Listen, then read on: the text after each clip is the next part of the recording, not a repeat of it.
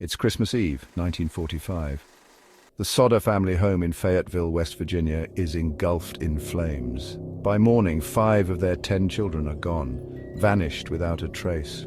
No bodies, no remains, just ashes, questions, and a mystery that has haunted generations. Why weren't any remains found?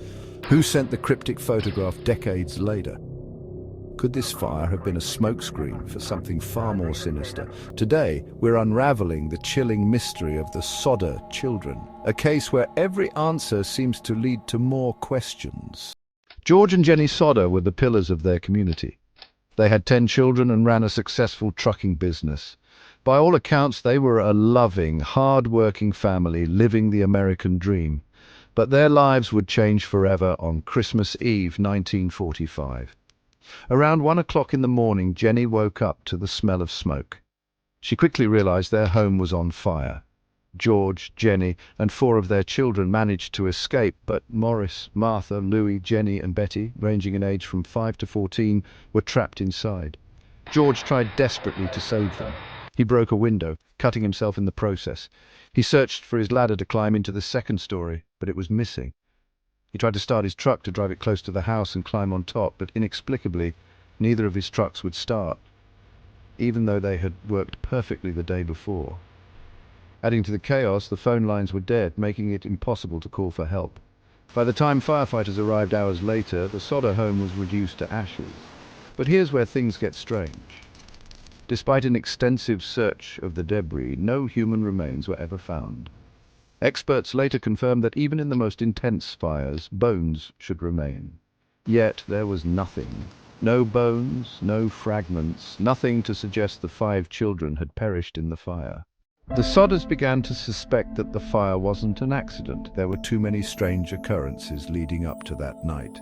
A few months earlier, a man had come to their home trying to sell life insurance. When George refused, the man reportedly warned him, "Your house will go up in smoke and your children are going to be destroyed." On the night of the fire, Jenny recalled hearing an unusual thud on the roof, followed by a rolling sound. Later, investigators found evidence that the family's phone line had been cut, not burned, and their missing ladder was discovered far away, hidden in a ditch.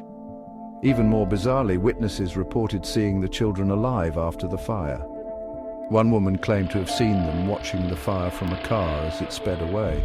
Another said she saw them at a diner with 2 unfamiliar adults. The Sodders never gave up searching for their children.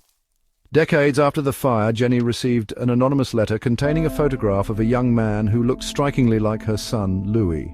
On the back, a cryptic note read, "Louis Sodder. I love brother Frankie, Illil boys. A 90132 or 35.